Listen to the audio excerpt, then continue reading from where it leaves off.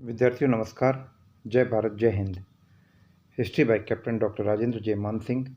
ऐतिहासिक अध्ययन और अनुसंधान की इस कक्षा में मैं captain doctor Rajendra, associate professor department of history, government Dungar college Bikaner, आप सभी का स्वागत और अभिनंदन करता हूँ। विद्यार्थियों, मेरी आज की कक्षा राजकीय डूंगर महाविद्यालय बीकानेर के बीए पाठ प्रथम के विद्यार्थियों के लिए है। और विद्यार्थियों, आज मैं आपसे बात करने वाला हूँ अध्ययन और अनुसंधान की श्रृंखला के अंतर्गत प्राचीन भारत के एक ऐसे राजवंश के बारे में, एक ऐसे शासक के बारे में जिसका प्राचीन भारतीय इतिहास में काफ़ी महत्वपूर्ण स्थान है। विद्यार्थियों, यह शासक कोई और नहीं बल्कि सातवाहन वंश का प्रख्यात शासक गौतमीपुत्र सातकर्णी था। गौतमीपुत्र सातकर्णी, जिसने कि 106 से लेकर 130 ईस्वी तक शासन किया था। गौतमीपुत्र सातकर्णी के शासन की उपलब्धियों की जानकारी के लिए हमारे पास 3 महत्वपूर्ण सोर्स उपलब्ध है, जिसमें 2 तो नासिक अभिलेख हैं और इसके अलावा एक कार्ला अभिलेख है। विद्यार्थियों, नासिक अभिलेख उसके शासनकाल के 18वें वर्ष का अभिलेख भी है और उसके शासनकाल के 24वें वर्ष का अभिलेख भी है। और इसी प्रकार से कार्ला अभिलेख गौतमीपुत्र सातकर्णी के शासनकाल के 18वें वर्ष का अभिलेख है। विद्यार्थियों, इससे पहले हम गौतमीपुत्र सातकर्णी की उपलब्धियों के बारे में चर्चा करें और उसके व्यक्तित्व और कृतित्व के विविध पहलुओं को जानें, हमें उस दौर की राजनीतिक परिस्थितियों को और सातवाहनों के प्रारंभिक इतिहास को जानना बहुत ज़्यादा जरूरी है। विद्यार्थियों, शक्तिशाली मौर्य राजवंश के पतन के पश्चात शुंग राजवंश की स्थापना हुई और शुंगों के बाद कण्व आए। ऐसा कहा जाता है कि सातवाहनों के सबसे पहले शासक सिमुक ने कण्व वंश के अंतिम शासक को हटाकर उसके स्थान पर सातवाहनों का एक नवीन राजवंश कायम किया। विद्यार्थियों, राजनीतिक दृष्टि से सातवाहनों का साम्राज्य जो था उसको मौर्यों से तो कंपेयर नहीं किया जा सकता, लेकिन इसके बावजूद सातवाहन राजवंश अपने आप में बहुत सारी बातों को शामिल करता था। और सातवाहनों की सबसे पहली बड़ी खासियत ये थी कि जो भूमिदान या सेवाओं के बदले में जो भूमि दिए जाने की प्रथा थी, जिसको एक प्रकार से सामंती प्रथा के उद्गम का मूल केंद्र कहा जा सकता, यह सातवाहनों के समय में प्रारंभ हुआ। विद्यार्थियों, साथ ही साथ सातवाहनों को इस बात का भी श्रेय दिया जाता है कि उन्होंने एक प्रकार से शीशे के सिक्के भी प्रचलित किए। विद्यार्थियों, शुरुआती दौर में सातवाहन सत्ता जब अपने विस्तार की महत्वपूर्ण सीमा पर थी, तो सातवाहनों का संघर्ष हुआ शकों के साथ। और विद्यार्थियों, हिंदुस्तान में इस समय शकों की 2 महत्वपूर्ण शाखाएं थी और सबसे पहली शाखा थी शहरात शक। शहरात शक शाखाओं में से प्रमुख शासक थे चष्टन और नैपान। और ऐसा माना जाता है कि शकों ने अपने विस्तार की प्रक्रिया के दौरान सातवाहनों से संघर्ष करके कुछ क्षेत्रों पर कब्जा कर लिया था। गौतमीपुत्र सातकर्णी को इस बात का श्रेय दिया जाता है, जैसा कि उसके शासनकाल के 18वें वर्ष के नासिक अभिलेख से जानकारी मिलती है, जो कि उसकी माता गौतमी बालाश्री ने उत्कीर्ण करवाया था अपने पुत्र की विजय गाथा की स्मृति में उसकी यशोप्रशस्ति। इसके द्वारा ये ज्ञात होता है कि गौतमीपुत्र सातकर्णी ने शहरात शकों के दर्प और मान को चूर चूर कर दिया। और कहने का मतलब यह है कि उसने एक बार फिर से शकों को हराया और सातवाहनों की प्रतिष्ठा, गौरव और सम्मान को पुनः कायम किया।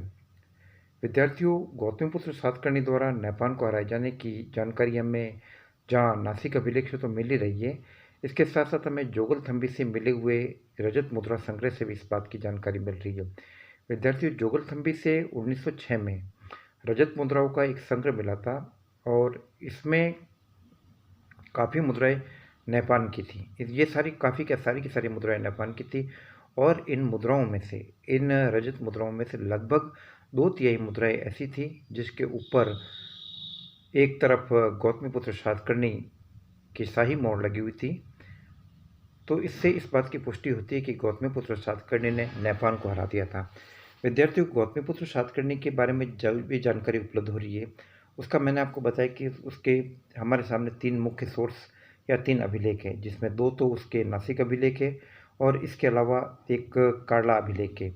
इन्हीं अभिलेखों के आधार पर गौतमीपुत्र सातकर्णी का समय निर्धारित किया जाता है और लगभग 106 से लेकर 130 ईस्वी तक का समय गौतमीपुत्र सातकर्णी का माना जाता है। विद्यार्थियों, नासिक अभिलेख जहाँ गौतमीपुत्र सातकर्णी के साम्राज्य विस्तार का तो उल्लेख करता ही है, मतलब वो ये बताता है कि गौतमीपुत्र सातकर्णी के शासनकाल में कुकुर है, आनर थे, अपरांत थे, सौराष्ट्र है, निवृत्त थे, काठियावाड़, मालवा, इस प्रकार के विविध प्रकार के प्रदेश भी शामिल थे। इसके अलावा उसने उन क्षेत्रों पर भी कब्जा किया जो पहले नेपान के अधिकार में थे, और कहते हैं कि जहाँ पर नेपान के जामाता उसवदात ने, जो ऋषभ दत्त के नाम से भी जाना जाता है, कुछ दान दिया था, तो इस दान का भी उल्लेख मिलता है।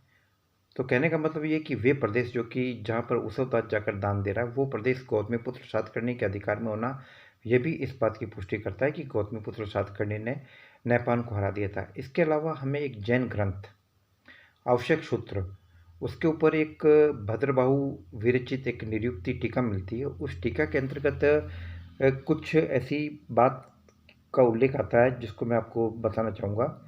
इसमें हमें भरुकच्छ यानी भरोच, भृगुकच्छ के शासक नरवाहन का नाम हमें दिखाई दे रहा है। नरवाहन या नहवान, एक्चुअली इसका समीकरण हम नेपाल से जोड़ सकते हैं। और इसी प्रकार से एक दूसरे शासक, प्रतिष्ठान के शासक शालिवाहन का उल्लेख मिल रहा है। शालिवाहन, जिसको तुलना हम गौतमीपुत्र सातकर्णी से कर सकते हैं, और ऐसा कहा जाता है कि यह शालिवाहन सेना का धनी था और सैन्य बल इसका काफ़ी था, जबकि भृगुकच्छ का नहवान वो पैसे के मामले में आर्थिक दृष्टि से काफ़ी मजबूत था। शालिवाहन ने कई बार भृगुकच्छ पर हमला करके नहवान को हराने की कोशिश की, लेकिन वो कामयाब नहीं हुआ। तो शालिवाहन ने अपने एक मंत्री को नहवान के यहाँ भेजा, और उस मंत्री ने गुप्त रूप से, गुप्तचर के वेश में भेजा, गुप्त रूप से वो वहाँ गया और उसने नहवान का विश्वास जीता। और उसने नहवान को यह कहा कि आपको अपने इस पैसे का प्रयोग परोपकार, दान पुण्य और धर्मशाला आदि बनाने में करना चाहिए। जैसा कि हम नेपान के विवरणों को हम देखते हैं तो हमें ज्ञात होता है कि नेपान पुण्यार्थ कार्यों में, परोपकारी कार्यों में काफ़ी रुचि रखता था। तो जो भी हो, इस कथा के मुताबिक ये साबित, इस कथा से ये जानकारी मिल जाती है लगभग कि गौतमीपुत्र सातकर्णी के दूत ने, जो शालिवाहन जिसको अपने एक प्रकार से सातवां शासक गौतमीपुत्र सातकर्णी ही माना जा सकता है, तो उसके इस दूत ने नेपान के माध्यम से उसका सारा पैसा खर्च करवाकर उसकी आर्थिक स्थिति कमज़ोर कर दी। और परिणाम ये हुआ कि नेपान या नरवाहन या नहवान सातकर्णी, गौतमीपुत्र सातकर्णी यानी शालिवाहन के मुकाबले नहीं टिक पाया और परास्त हो गया। तो इस प्रकार की कुछ बातें हमें ये जैन ग्रंथ आवश्यक सूत्र के ऊपर जो भद्रबाहु विरचित निरुक्ति टीका है, उससे हमें कुछ इस प्रकार की जानकारी मिलती है। तो विद्यार्थियों, ये जानकारी भी एक प्रकार से ये संकेत देती है कि गौतमीपुत्र सातकर्णी ने नेपान को परास्त कर दिया था। और खुद देखिए कि नासिक अभिलेख में जो गौतमीपुत्र सातकर्णी के शासनकाल के 18वें वर्ष की जानकारी देता है, उसमें गौतमीपुत्र सातकर्णी के लिए कहा गया कि उसने यवनों, शकों और शहरातों के दर्प को चूर चूर किया। तो यह शहरात तक नेपान को हराए जाने की पुष्टि करता है। लेकिन एक दूसरा पहलू यह भी है कि जहाँ एक तरफ शहरात शकों की ताकत का खात्मा हुआ, वही दूसरी तरफ शकों की ताकत का एक नया सेंटर कार्दमक शकों के नेतृत्व में उभर आया। और कार्दमक शकों के शक्तिशाली शासक रुद्रदामा, जो अपने 150 ईस्वी के जूनागढ़ अभिलेख में स्पष्ट रूप से ये कहता है कि मैंने दक्षिणापथ के स्वामी गौतमीपुत्र सातकर्णी को एक बार नहीं बल्कि 2 बार हराया, लेकिन निकट का संबंधी होने के कारण मैंने उसे छोड़ दिया।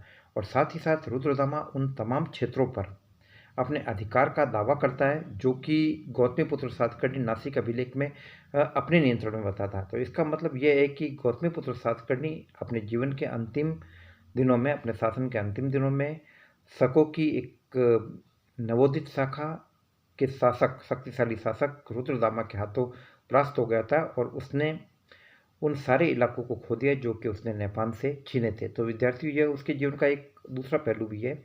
तो मैंने आपसे अभी दोनों बातें मैंने आपको समझाने की कोशिश की। जहाँ शुरुआती दौर में गौतमीपुत्र सातकर्णी ने शहरात शाखा के शासक नेपाल को हराया, लेकिन बाद में अंतिम दौर में यही इलाके उससे कार्दमक शाखा के शक्तिशाली शासक रुद्रदामा ने छीन लिए थे।